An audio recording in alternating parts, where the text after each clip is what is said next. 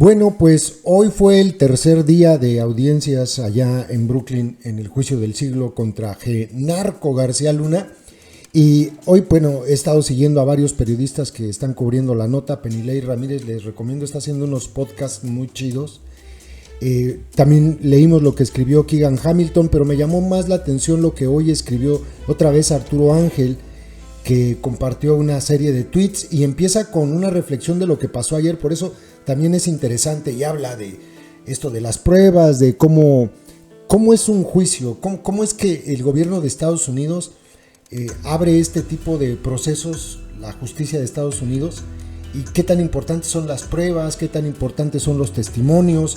Hoy leí, por cierto, que Estados Unidos, cada que lleva a alguien a juicio, no era como que ganara de todas, pero sí gana el 82% de ellos. O sea, es un porcentaje muy alto, lo que nos llevaría a pensar que Genarco probablemente sí vaya a ser sentenciado. No lo sabemos, hay muchas dudas, pero bueno, esto podría aclararnos algo. Dice Arturo Ángel el día de hoy: iniciamos cobertura, pero antes, porfa, echen un ojo al texto de hoy. De ser cierto, es muy grave esto que se dijo ayer. Datos de la DEA y equipos de espionaje que la Policía Federal compartía con el cártel. Es una locura, pues sí, ayer lo comentábamos. O sea, dice Arturo Ángel, básicamente, mientras Estados Unidos y México pagaban con millones de dólares y miles de vidas la guerra contra el narco, García Luna y sus muchachos le compartían info de la DEA y equipos de intervención israelíes al cártel de Sinaloa. 250 millones de dólares en sobornos a cambio. Aquí creo que vale la pena aclarar una cosa, dice Arturo Ángel. En México se ha cuestionado mucho sobre que son dichos de narcos y que ¿dónde están las pruebas? Lo que preguntábamos y decíamos ayer. De hecho, también López lo mencionó.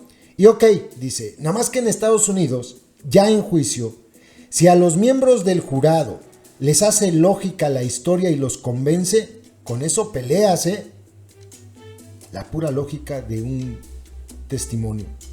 O sea, si los fiscales tuvieran videos y esas cosas o fotos de maletas con dinero, seguro les sería más fácil convencer a los 12 jurados, pero lo que quiero decir es que eso no es indispensable. Y aceptémoslo. Nos creemos las historias que nos cuentan si nos las cuentan bien. Esta frase es interesante. Por eso hablaba de la elocuencia que deberían tener tanto los fiscales como los abogados defensores de Genarco. Qué tan elocuentes y qué tanta capacidad tienen de convencer a los jurados. Continuemos. Ahora dice, con excepción del tema del jurado, en México tenemos desde hace años juicios orales, O sea, sí tenemos algo similar. El pequeño gran detalle es que no hay un solo mísero gran caso de corrupción en México que haya llegado a juicio. ¿Dudas? Y pone ejemplos. Javier Duarte se declaró culpable antes de llegar a juicio. Rosario Robles, 3 años en prisión preventiva y luego liberada. Su proceso atorado entre amparos y la inacción de la fiscalía para proceder por delincuencia organizada. Lozoya, un desastre, ni juicio, ni lana, ni nada. César Duarte, menos. A como están pasando las cosas en Chihuahua, es más probable que le terminen pidiendo perdón. Y un largo etcétera.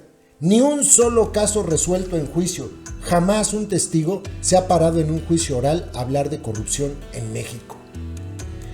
Y es verdad, o sea, en México existe el proceso de juicio oral, pero tiene razón Arturo Ángel, yo ni siquiera lo había reflexionado. No llegan a juicio porque hay arreglos antes, o se empantana el proceso antes de llegar a juicio, como los casos que mencionó. Pero dice, bueno, vamos a la audiencia. Cristina Pereira, la esposa de Genarco García Luna, acaba de llegar a la corte, aquí en Brooklyn. No ha faltado un solo día, siempre seria. No habla más que con sus abogados. Ok, dice, el día comenzó con el testimonio de Tirso Martínez, alias el mecánico o el futbolista. Yo esta parte no la entendí porque el día de ayer supuestamente el juez Brian Cogan había dicho que no iban a permitir su testimonio, pero bueno, resulta que al final sí. Dice, el mismo tema con el que cerramos ayer. Un tipo que traficaba drogas en trenes de México a Nueva York a finales de los 90 y hasta el año 2003. Esto para el cártel de Sinaloa principalmente. El tema es relevante porque 2 de los decomisos 2 de los decomisos de cocaína que, de acuerdo con la fiscalía, llegaron a Estados Unidos gracias al apoyo de García Luna, fueron enviados por este sujeto en trenes a Brooklyn y Queens concretamente. De acuerdo con Tirso, estos envíos de cocaína salían de México de forma segura en los trenes gracias a que el Mayo y el Chapo tenían el apoyo de policías locales, federales y ojo con esto, y de nuevo, policías militares. Y dice Arturo Ángel, y creo que es importante recordar que no hay día que pase en la corte de Brooklyn donde los testigos no refieran que así como estaba coludida la policía, también lo estaba el ejército. Esto es algo que nosotros hemos venido señalando desde hace mucho. Es imposible que tantos años en las calles y no estén metidos hasta el cogote dentro de la organización, dentro de las organizaciones criminales. Es imposible, pero lo siguen viendo como héroes. Dice Arturo Ángel, o sea, estaban implicadas todas las fuerzas de seguridad de México, civiles y militares, todas. Tirso dice que envió por años trenes repletos de cocaína y en México nunca pasó nada. Pero en Estados Unidos eventualmente le decomisaron un cargamento en Chicago y 2 en Nueva York y por eso decidió suspender los envíos. Perdieron más de $100 millones en esos decomisos. De acuerdo con la Fiscalía de Estados Unidos, esos 2 cargamentos enviados a Nueva York por Tirso no hubieran existido sin la conspiración de El Chapo y García Luna, que formaban parte los 2 para importar toneladas de cocaína desde México. Tirso era uno de los últimos eslabones, el responsable de asegurar la ruta y diseñar la estrategia. Los trenes llegaban a una bodega de Jersey, se descargaba la droga y luego era movida a otras bodegas en Queens y Brooklyn. Un plan inteligente porque si había decomisos, lo que eventualmente pasó, la droga se decomisaba en las segundas bodegas, donde era ya repartida, pero no en la primera, donde llegaba el tren. O sea, decomisaban poquito. Por cierto, la droga se escondía en compartimentos ocultos en los carrotanques del tren. Tirso explicó cómo se hacían esos compartimentos. Lo que me llama la atención es que tenían algo llamado plastiacero, que era un líquido que se ponía sobre la droga y luego se volvía acero. Así lo dijo Tirso. Luego comparte un enlace, era lo que les decía, que compartió un enlace que dice, por cierto, aprovecho para recomendarles otra vez el podcast de Penilei y María Hinojosa sobre el caso García Luna. Ellas fueron a Queens, a uno de estos lugares donde llegaban los trenes. Está el enlace, búsquenlo el enlace de su página es así, Lemonada Media. lemonadamedia.com y ahí está el podcast. Ya lo escuché, está muy interesante. Ya toca regresar al cuarto de audiencias, ¿no? Al cuarto de la corte para ver el contrainterrogatorio a Tirso. Por cierto, este señor ya está libre aquí en Estados Unidos, pero está buscando que el gobierno le ayude con su visa. Es el beneficio que busca en esta cooperación contra García Luna. Ok, dice, a diferencia de lo ocurrido con el Grande, me parece que esta vez la defensa de García Luna tuvo éxito en restarle algo de calidad moral a Tirso Martínez frente a los miembros del jurado. ¿Cómo lo hicieron?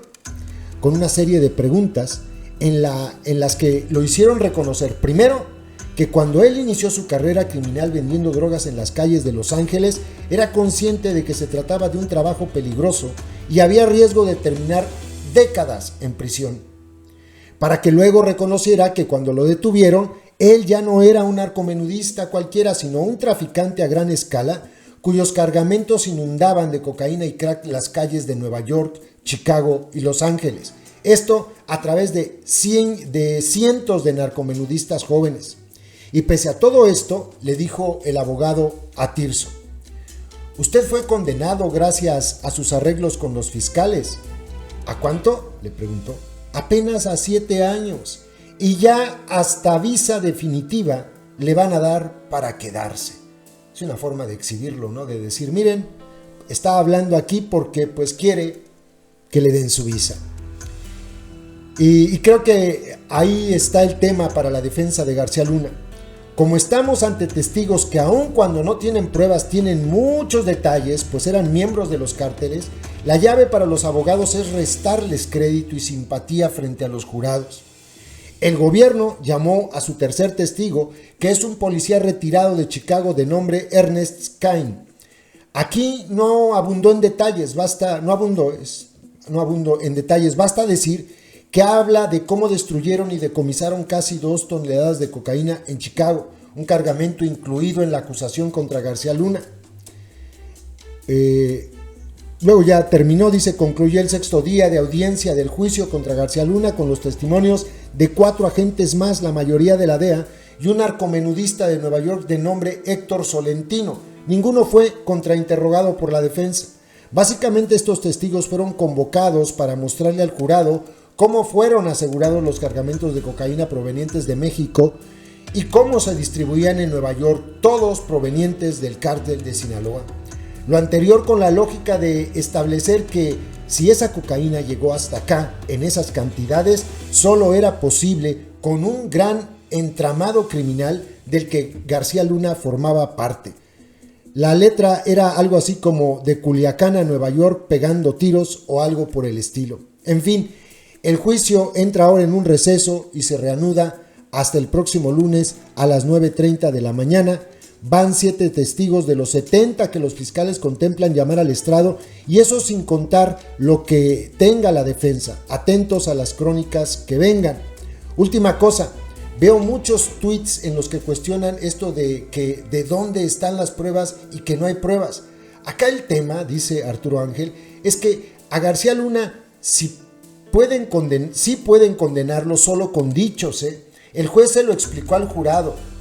El testimonio, si a ustedes les parece creíble, se vale. Justo en la selección del jurado había personas que dijeron que solo le creerían a criminales si estos prueban sus dichos, y justo a estos los eliminó la juez. ¿Se acuerdan que fue una juez la que los escogió? Porque una condición es que no puedes exigir un tipo de prueba, sino que escuches todo con mente abierta. O sea, es que esto es lo que no entra en la comprensión porque no lo hemos visto en México. Pero fíjense, habla Arturo Ángel de que cuando se hizo la entrevista de los jurados, hubo algunos, antes de que los seleccionaran, hubo algunos que dijeron, es que yo no le puedo creer a estos delincuentes si no me presentan pruebas. Entonces la juez les dijo, es que el testimonio que a ustedes les den vale si les parece creíble. Si ustedes creen que lo que está diciendo es verdad porque les aportan datos, aunque no haya pruebas. Y bueno, en todo esto se está basando la fiscalía. Suponemos que es que ellos hablaban, o sea, la fiscalía hablaba de que tenía audios, videos, documentos. Pues a lo mejor todavía no empiezan a aportarnos. Habrá que esperar. Por lo pronto, hoy estuvo en el juicio el futbolista. Este tipo también fue uno de los que ayudaron a la condena del Chapo. Estuvo también en el juicio del Chapo y ya está otra vez, ahora por un beneficio de que quiere su visa. Le dieron 7 años de cárcel. 7 años de cárcel por cooperar con Estados Unidos para sentenciar al Chapo. Así las cosas. Pero bueno, estaremos pendientes. Esto se reanuda hasta el próximo lunes. Saludos a todos. YouTube nos hace clasificar los videos que subimos para que puedan ser publicados. En esa clasificación nos indica que los videos relacionados con el crimen organizado no se van a mostrar en sugeridos y no enviará notificaciones cuando sean publicados.